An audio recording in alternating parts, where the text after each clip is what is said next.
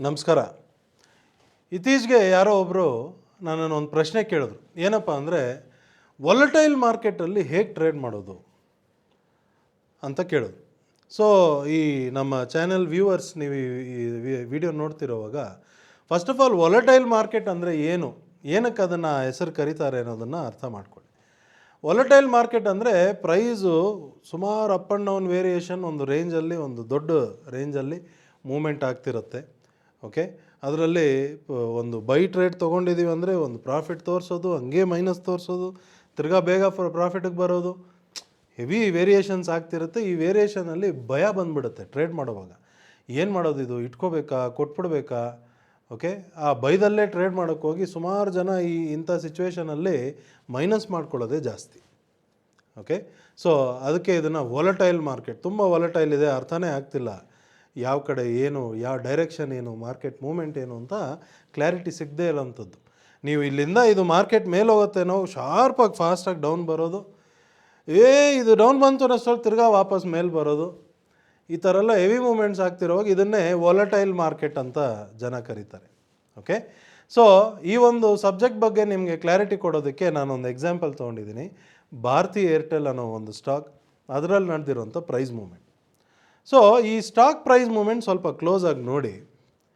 ಈ price moment ನೋಡಿದ್ರೆ ನಿಜವಾಗ್ಲೂ ಟ್ರೇಡ್ ಮಾಡಬೇಕು ಅಂತ ಮನಸ್ಸು ಬರುತ್ತಾ? ಭಯ ಬರುತ್ತೆ, ನಿಜ ಅಲ್ವಾ? ಬಟ್ ಅದರಲ್ಲಿ ಕೊನೆಯಲ್ಲಿ ನಾವು ನೋಡ್ತಾ ಇರೋವಾಗ ರೀಸೆಂಟಾಗಿ ಏನಾಗ್ಬಿಟ್ಟಿದೆ, ಶಾರ್ಪಾಗಿ ಮೇಲೆ ಹೋಗ್ಬಿಟ್ಟಿದೆ ಅದರದ್ದು ಪ್ರೈಸ್. ಪ್ರೈಸ್ ಮೇಲೆ ಹೋಗಿದೆಯಲ್ಲ, ಇದು ಟ್ರೇಡ್ ಮಾಡಿದರೆ ಒಳ್ಳೆ ಪ್ರಾಫಿಟ್ ಆಗಿರೋದಲ್ಲ ಅಂತ ಕೊನೆಯಲ್ಲಿ ನೋಡಿದ್ರೆ ಕಾಣಿಸ್ತಿದೆ. ಮಧ್ಯದಲ್ಲಿ ನಡೆದಿರೋಂಥ ಪ್ರೈಸ್ ಮೂಮೆಂಟ್ ನೋಡಿದ್ರೆ ಈ ಟ್ರೇಡ್ ಮಾಡೋಕ್ಕೆ ಭಯ. ಇಂಥ ಸ್ಟಾಕಲ್ಲ ಟ್ರೇಡಿಂಗ್ ಹೆಂಗಪ್ಪ ಮಾಡೋದು ಅಂತ ಎನಿ ಟ್ರೇಡರ್, ಯಾವುದೇ ಥರದ ಎಕ್ಸ್ಪರ್ಟ್ಸ್ ಯಾರನ್ನೇ ಬೇಕಾದ್ರೂ ನೀವು ಕೇಳಿ ನೋಡಿ. ಮಾರ್ಕೆಟಲ್ಲಿ ಇಂಥ ಮೂಮೆಂಟಲ್ಲಿ ಟ್ರೇಡ್ ಮಾಡಬೇಕು ಅಂದರೆ ಅದು ಮಾಡದೆ ಬೇರೆ ಯಾವುದಾದ್ರು ಒಳ್ಳೆ ಸ್ಕ್ರಿಪ್ಟ್ ಚೆನ್ನಾಗಿರೋದನ್ನು ನೋಡಿಕೊಂಡು ಮಾಡ್ಕೊಳ್ಳೋಣ ಅನ್ನೋದೇ ಸುಮಾರು ಜನ ಯೋಚನೆ ಮಾಡ್ತಾರೆ. ಬಟ್ ನಮ್ಮ ಡೈನಮಿಕ್ ಮೆಂಬರ್ಸ್ಗೆ ಇದ್ರ ಬಗ್ಗೆ ಎಲ್ಲ ಜಾಸ್ತಿ ತಲೆ ಕೆಡಿಸ್ಕೊಳ್ಳೋದಿಲ್ಲ. ಫಸ್ಟ್ ಆಫ್ ಆಲ್ ಯಾವ ಸ್ಕ್ರಿಪ್ಟನ್ನು ಸೆಲೆಕ್ಟ್ ಮಾಡಿದ್ದೀವಿ, ಇದು ಒಳ್ಳೆ ಸ್ಕ್ರಿಪ್ಟ್ ಸೆಲೆಕ್ಟ್ ಮಾಡ್ಕೊಂಡಿದ್ದೀವಿ ಅನ್ನೋದನ್ನು ಫಸ್ಟ್ ನೋಡಬೇಕು. ಭಾರತಿ ಏರ್ಟೆಲ್ ಅನ್ನೋ ಒಂದು ಸ್ಟಾಕ್ ಬಂದ್ಬಿಟ್ಟು ನಿಫ್ಟಿ 50ಲಿರೋಂಥ ಒಂದು ಸ್ಟಾಕ್, ಒಳ್ಳೆ ಸ್ಕ್ರಿಪ್ಟೇ, ಅದು ತೊಂದರೆನೇ ಇಲ್ಲ ಅದರಲ್ಲಿ ಟ್ರೇಡ್ ಮಾಡೋದ್ರಲ್ಲಿ. ಸರಿ, ಒಳ್ಳೆ ಸ್ಕ್ರಿಪ್ಟ್ ಅಂದ್ಬಿಟ್ಟು ಅದರಲ್ಲೇ ಈ ಥರ ಮೂಮೆಂಟ್ ಆಗಿಬಿಟ್ರೆ ಹೆಂಗೆ ಅಂತ ನೀವು ನೋಡಿದ್ರೆ, ಮಾರ್ಕೆಟ್ ಮೂಮೆಂಟ್ನ ನೀವು ಸ್ವಲ್ಪ ಅರ್ಥ ಮಾಡ್ಕೊಳ್ಳಿ. ಇಂಥ ಮೂಮೆಂಟಲ್ಲೂ ಟ್ರೇಡ್ ಮಾಡ್ಬೋದು, ಟ್ರೇಡ್ ಮಾಡೋದ್ರ ಬಗ್ಗೆ ಯೋಚನೆ ಮಾಡಿದ್ರೆ ಸಿಂಪಲ್ಲಾಗಿ ಇವಾಗ ಭಾರತಿ ಏರ್ಟೆಲಲ್ಲಿ ನಮ್ಮ ಡೈನಮಿಕ್ ಸಿಸ್ಟಮಲ್ಲಿ ಏನಪ್ಪ ಅಂದರೆ, ನಮಗೆ ಒಂದು ದಿವಸ ಮುಂಚೆನೇ ಇನ್ಫಾರ್ಮೇಷನ್ ಕೊಡುತ್ತೆ. ನಾಳೆ ಟ್ರೇಡ್ ಮಾಡೋಕ್ಕೆ ಇವತ್ತು ಸಾಯಂಕಾಲನೇ ನೋಡಿಟ್ಕೊಂಡು ನಾಳೆ ಎಲ್ಲಿಗೆ ಎಂಟ್ರಿ, ಎಲ್ಲಿ ಎಕ್ಸಿಟ್ ಅನ್ನೋದನ್ನು ನೀಟಾಗಿ ಬರೆದಿಟ್ಕೊಂಡು ಅದನ್ನು ಹಂಗೆ ಎಕ್ಸಿಕ್ಯೂಟ್ ಮಾಡ್ತೀವಿ. ಇಷ್ಟೇ ನಾವು ಮಾಡೋಂಥ ಕೆಲಸ ಡೈನಮಿಕ್ ಸಿಸ್ಟಮಲ್ಲಿ. ದಿನಕ್ಕೆ ಒಂದು 15 ನಿಮಿಷ ನೀವು ಲೀಜರ್ ಟೈಮ್, ಸಾಯಂಕಾಲ ನೀವು ಯಾವಾಗ ಫ್ರೀ ಇರ್ತೀರೋ ಆವಾಗ ನೋಡಿ ಬರೆದಿಟ್ಕೊಳ್ಳಿ. ಸೊ ಆ ಲೆಕ್ಕದ ಪ್ರಕಾರ ನೋಡಿದ್ರೆ ಭಾರತಿ ಏರ್ಟೆಲಲ್ಲಿ ರೀಸೆಂಟಾಗಿ ಒಂದು ಬೈಯಿಂಗ್ ಆಪರ್ಚುನಿಟಿ ಬಂದಿತ್ತು. ಅದೇ ಡೈನಮಿಕ್ ಸಿಸ್ಟಮ್ ಪ್ರಕಾರ 11ನೇ ತಾರೀಕು ಏಪ್ರಿಲ್ಗೆ ನಮ್ಮ ಡೈನಮಿಕ್ ಸಿಸ್ಟಮಲ್ಲಿ ಸ್ಪೀಡ್ ಸಿಗ್ನಲ್ ಅನ್ನೋದು, ಈ ಸಿಗ್ನಲ್ ನಮಗೆ ಬೈ ಕೊಟ್ಟಿದೆ. ಬೈ ಕೊಟ್ಟಿರೋವಾಗ 11ನೇ ತಾರೀಕು ಸಾಯಂಕಾಲ ನಾವು ನೋಡಿರ್ತೀವಿ ಬೈ ಬಂದಿರೋದು. ನೆಕ್ಸ್ಟ್ ಡೇ ಮಾರ್ಕೆಟ್ ಓಪನ್ ಆದಾಗ ಬೈ ಮಾಡಬೇಕು. ನೆಕ್ಸ್ಟ್ ಡೇ ಮಾರ್ಕೆಟ್ ಓಪನ್ ಆಗೋದು ಅಂದರೆ 15ನೇ ತಾರೀಕು ಮಾರ್ಕೆಟ್ ಓಪನ್ ಆಗಿದೆ, ಮಧ್ಯದಲ್ಲಿ ಹಾಲಿಡೇಸ್ ಇತ್ತು. 15ನೇ ತಾರೀಕು ಮಾರ್ಕೆಟ್ ಓಪನ್ ಆಗೋವಾಗ ಬೈ ಮಾಡಿದರೆ 1808 ಚೇಂಜ್ಗೆ ನಾವು ಇದನ್ನು ಬೈ ಮಾಡಿರ್ತೀವಿ. ಬೈ ಮಾಡಿದ್ಮೇಲೆ ಅಲ್ಲಿಂದ ಏನಾಯಿತು ಅಂದರೆ, ಪ್ರೈಸ್ ಅಲ್ಲಿಂದ ಕಂಟಿನ್ಯೂಸ್ ಮೇಲೆ ಹೋಗ್ತಾನೆ ಇದೆ.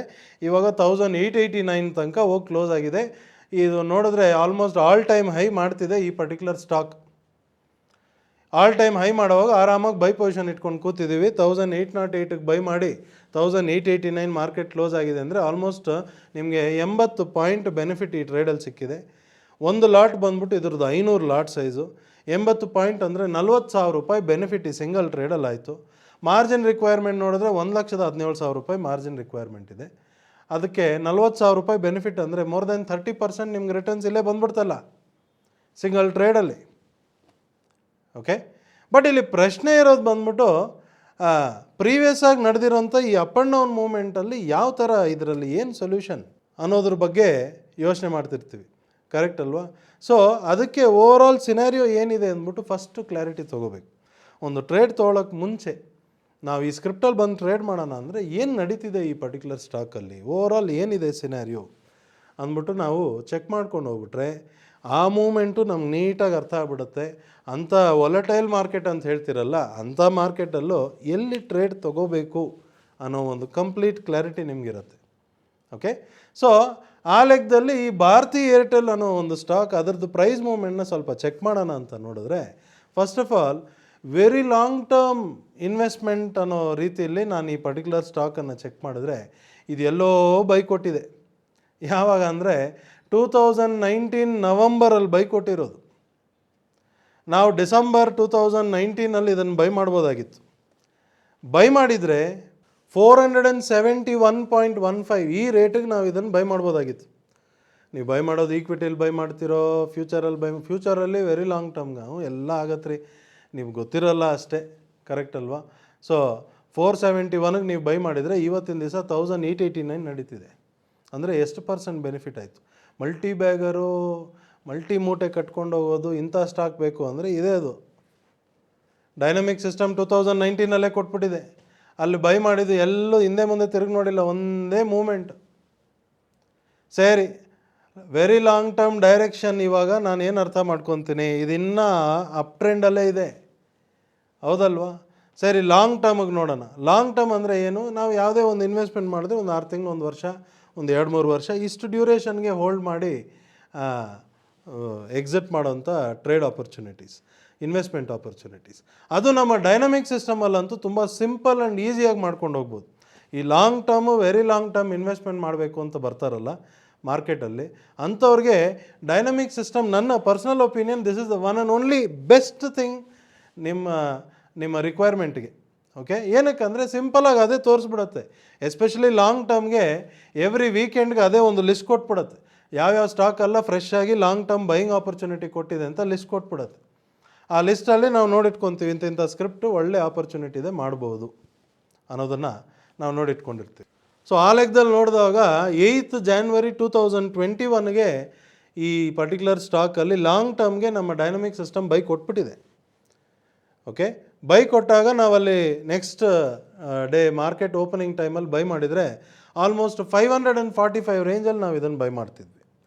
545 ರೇಂಜಿಗೆ ನೀವು ಬೈ ಮಾಡಿ ಅಲ್ಲಿಂದ ಇವತ್ತು ತನಕನೂ ಎಲ್ಲೂ ಎಕ್ಸಿಟ್ ಇಲ್ಲ, ಒಂದೇ ಡೈರೆಕ್ಷನ್ ಮೂಮೆಂಟ್ ಕೊಡ್ತಾ ಹೋಗ್ತಾ ಇರೋವಾಗ ಇವಾಗ 1889 ಬಂದಿದೆ. ಅಂದರೆ ಎಷ್ಟಾಯಿತು ನಿಮಗೆ? ಕಂಪ್ಲೀಟ್ ಆಲ್ಮೋಸ್ಟ್ ಮೋರ್ ದೆನ್ ಎಷ್ಟು ಹೇಳ್ಬೋದು, 200%, 250%ಗಿಂತ ಜಾಸ್ತಿ ಬೆನಿಫಿಟ್ ನಿಮ್ಗೆ ಇದರಲ್ಲಿ ಸಿಕ್ಬಿಟ್ಟಿದೆ. ಫ್ರಮ್ ಯಾವಾಗಿಂದ? 2021ಇಂದ ಹಿಡಿದು ಇವಾಗ 2025 4 ವರ್ಷ. 4 ವರ್ಷಕ್ಕೆ ನಿಮ್ಗೆ ಯಾರು 200-250% ರಿಟರ್ನ್ಸ್ ಕೊಡ್ತಾರೆ? ಇನ್ವೆಸ್ಟ್ಮೆಂಟ್ ಅದು, ಹೌದಲ್ವಾ? ಡೈನಮಿಕ್ ಸಿಸ್ಟಮಲ್ಲಿ ಸಿಂಪಲಾಗಿ ಬಂದುಬಿಟ್ಟಿದೆ. ಅಂದರೆ ಇದರಲ್ಲಿ ಏನು ಗೊತ್ತಾಯಿತು? ಲಾಂಗ್ ಟರ್ಮ್ ಟ್ರೆಂಡ್ ಈ ಪರ್ಟಿಕ್ಯುಲರ್ ಸ್ಟಾಕ್ದು ಅಪ್ ಟ್ರೆಂಡಲ್ಲಿದೆ. ಲಾಂಗ್ ಟರ್ಮ್ ಟ್ರೆಂಡ್ ಬಂದ್ಬಿಟ್ಟು ಅಪ್ ಟ್ರೆಂಡಲ್ಲಿದೆ. ಕಂಪ್ಲೀಟ್ ಅಪ್ ಟ್ರೆಂಡಲ್ಲಿರೋಂಥ ಸ್ಟಾಕ್ ಮಧ್ಯದಲ್ಲಿ ಏನು ನಡೀತಿದೆ ಅಂದರೆ, ಇದು ಲಾಸ್ಟ್ ಮೆನಿ ಡೇಸಿಂದ ಈ ಅಪ್ ಆ್ಯಂಡ್ ಡೌನ್ ಒಂದೇ ರೇಂಜಲ್ಲಿ ಫಾರ್ ಫ್ಯೂ ಮಂತ್ಸ್ ಅಲ್ಲಲ್ಲೇ ಟ್ರೇಡ್ ಆಗ್ತಾ ಬಂದಿದೆ.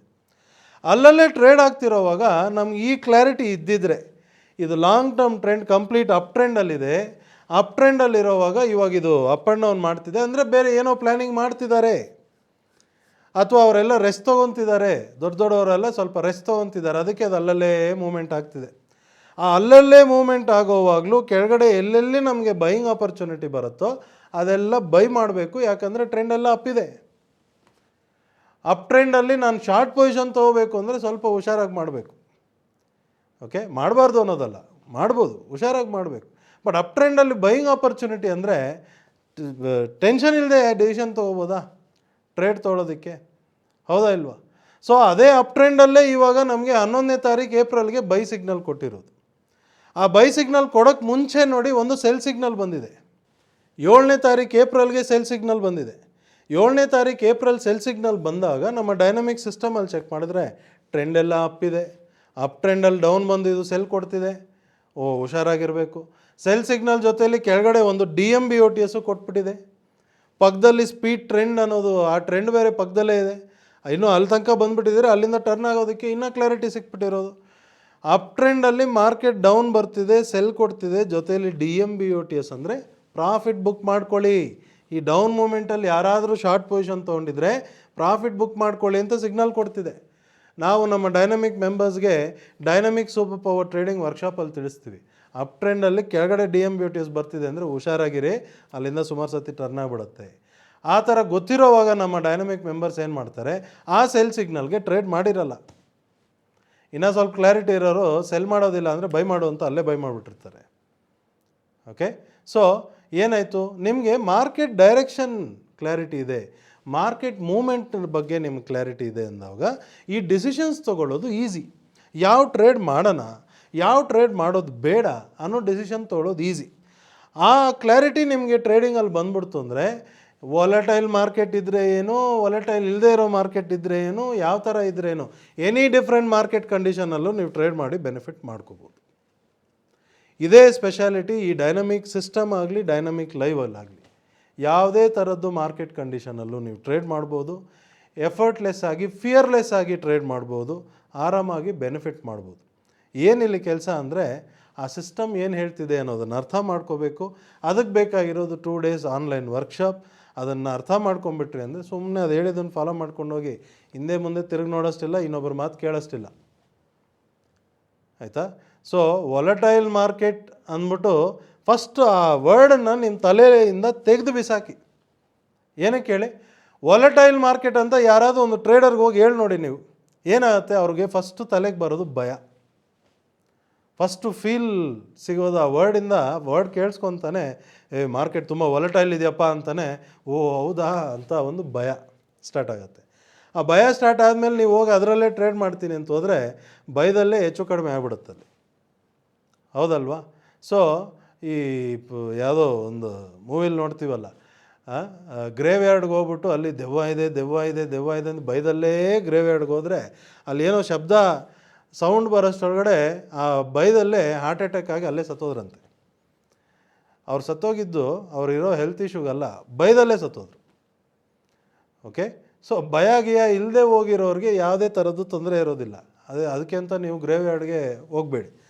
ಸ್ಟಾಕ್ ಮಾರ್ಕೆಟಲ್ಲಿ ಟ್ರೇಡಿಂಗ್ ಮಾಡೋವಾಗ ಯಾವುದೇ ಥರದ್ದು ಭಯ ಇಲ್ಲದೆ ನೀವು ಟ್ರೇಡ್ ಮಾಡಬೇಕು ಅಂದರೆ ನಿಮಗೆ ಗೊತ್ತಿರಬೇಕಾಗಿರೋದೇನು, ಮಾರ್ಕೆಟ್ ಮೂಮೆಂಟ್ನ ಅರ್ಥ ಮಾಡ್ಕೋಬೇಕು, ಮಾರ್ಕೆಟ್ ಡೈರೆಕ್ಷನ್ ಯಾವ ಕಡೆ ಇದೆ ಅಂತ ಗೊತ್ತಿರಬೇಕು. ಆ ಡೈರೆಕ್ಷನ್ನಲ್ಲಿ ಮಾರ್ಕೆಟ್ ಅಂದರೆ ಪ್ರೈಸ್ ಮೂಮೆಂಟ್ ಏನು ನಡೀತಿದೆ, ಎಂತೆಂಥ ಪಾಯಿಂಟಲ್ಲಿ ಅದು ಟರ್ನಿಂಗ್ ಪಾಯಿಂಟ್ಸ್ ಇರುತ್ತೆ, ಎಂತೆಂಥ ಪಾಯಿಂಟಲ್ಲಿ ನಾನು ಟ್ರೇಡ್ಸ್ ತೊಗೋಬೋದು, ಎಲ್ಲಿ ಎಂಟ್ರಿ ತೊಗೋಬೇಕು ಎಲ್ಲಿ ಎಕ್ಸಿಟ್ ಮಾಡಬೇಕು ಇಷ್ಟು ತಿಳ್ಕೊಬೇಕು ಸ್ವಾಮಿ, ಅಷ್ಟೇ, ಬೇರೇನಿಲ್ಲ. ಓಕೆ, ಸೊ ವಾಲಟೈಲ್ ಮಾರ್ಕೆಟೆಲ್ಲ ತಲೆ ಕೆಡಿಸ್ಕೋಬೇಡಿ. ಕ್ಲಾರಿಟಿ ಇತ್ತು ಅಂದರೆ ಟ್ರೇಡ್ ಮಾಡೋದು ಈಸಿ. ಇದೇ ಪರ್ಟಿಕ್ಯುಲರ್ ಮಾರ್ಕೆಟ್ ಸಿಚುವೇಶನ್ ಇದೆ, ನಾನು ಬೇರೆ ಯಾವುದೋ ಒಂದು ಸ್ಟಾಕ್, ಯಾವುದೋ ಪೆನಿ ಸ್ಟಾಕಲ್ಲಿ ಹೋಗಿ ನೋಡ್ತೀನಿ ಅಂತ ಇಟ್ಕೊಳ್ಳಿ. ಆ ಪೆನಿ ಸ್ಟಾಕಲ್ಲೂ ಸುಮಾರು ಮೋಸ್ಟ್ ಆಫ್ ದ ಪೆನಿ ಸ್ಟಾಕಲ್ಲಿ ಹಿಂಗೆ ಇರುತ್ತೆ. ಅದರಲ್ಲಿ ಮೇಲೆ ಹೋಗಿದೆ ಅಂದರೆ ಅಪ್ಪರ್ ಸರ್ಕ್ಯೂಟ್ ಹೋಗಿರುತ್ತೆ, ಡೌನ್ ಬರುವಾಗ ಲೋವರ್ ಸರ್ಕ್ಯೂಟ್ ಅಂತ ಬಂದಿರುತ್ತೆ. ಇಂಥ ಸ್ಟಾಕಲ್ಲಿ ನಾನು ಟ್ರೇಡ್ ಮಾಡೋಕ್ಕೆ ಹೋಗಲ್ಲ. ಓಕೆ, ಇಂಥ ಸ್ಟಾಕಲ್ಲಿ ಟ್ರೇಡ್ ಮಾಡೋಕ್ಕೆ ಹೋಗಲ್ಲ. ಅದು ಟ್ರೇಡ್ ಮಾಡೋದಕ್ಕಲ್ಲ ಇದು ಇರೋದು. ನೀವೇನೋ ಲಾಂಗ್ ಟರ್ಮ್ಗೆ ಯಾರಾದರೂ ಕ್ಲಾರಿಟಿ ಇರೋರು ಅದರಲ್ಲಿ ಬೈ ಮಾಡಿ ಕೂತ್ಕೊಳ್ತೀನಿ ಅಂದರೆ ಅಂಥವ್ರಿಗೆ ಅದು ಕ್ಲಿಯರ್ ಇರುತ್ತೆ. ಟ್ರೇಡಿಂಗ್ ಮಾಡೋದಕ್ಕೆ ಹೋಗುವಾಗ ಅಂಥದ್ರಲ್ಲಿ ಶಾರ್ಟ್ ಟರ್ಮ್ ಇನ್ವೆಸ್ಟ್ಮೆಂಟ್ ಮಾಡ್ತೀನಿ ಅಂತ ಅದರಲ್ಲಿ ಹೋಗಿ ಮಾಡಿಬಿಟ್ರೆ ಕಷ್ಟ ಆಗುತ್ತೆ. ಹುಷಾರಾಗಿ ಮಾಡಬೇಕು. ಅಷ್ಟರಲ್ಲೇ ಯಾಕೆ ತಲೆ ಕೆಡಿಸ್ಕೊಳ್ಳೋದು? ನಾವು ತರ್ತಿರೋದು ಹಾರ್ಡ್ ಆ್ಯಂಡ್ ಮನಿ. ಆ ಹಾರ್ಡ್ ಆ್ಯಂಡ್ ಮನಿನ ಬೆಳೆಸಬೇಕು ಅನ್ನೋ ಒಂದೇ ಇಂಟೆನ್ಷನ್ ಇಟ್ಕೊಂಡು ಅರ್ನ್ ಮಾಡಬೇಕು ಅಂತ ಒಂದೇ ಇಂಟೆನ್ಷನ್ ಇಟ್ಕೊಂಡು ಬಂದಿರೋದು. ಆ ಇಂಟೆನ್ಷನ್ ಫುಲ್ಫಿಲ್ ಮಾಡೋದಕ್ಕೆ ಮಾರ್ಕೆಟಲ್ಲಿ ಏನು ಬೆಸ್ಟ್ ಇದೆ ಅದನ್ನು ತೊಗೊಳ್ಳೋಣ, ಅದರಲ್ಲಿ ಫಾಲೋ ಮಾಡ್ಕೊಂಡು ಹೋಗೋಣ, ಹೌದಲ್ವಾ? ಸೊ ವಾಲಟೈಲ್ ಮಾರ್ಕೆಟಲ್ಲಿ ಟ್ರೇಡ್ ಮಾಡೋದು ಹೇಗಪ್ಪ ಅಂದರೆ ಕ್ಲಾರಿಟಿ ಇದ್ದರೆ ಎಂಥ ಮಾರ್ಕೆಟಲ್ಲೂ ಟ್ರೇಡ್ ಮಾಡಬಹುದು ಅನ್ನೋದೇ ನನ್ನ ಆನ್ಸರ್ ಆ ಪ್ರಶ್ನೆಗೆ. ಐ ಹೋಪ್ ಈ ವಿಡಿಯೋ ನೋಡೋರಿಗೆ ಎಲ್ಲರಿಗೂ ಇದ್ರ ಬಗ್ಗೆ ಕ್ಲಾರಿಟಿ ಸಿಕ್ಕಿದೆ ಅಂತ ನಾನು ಅಂದ್ಕೊತೀನಿ. ನಮಸ್ಕಾರ.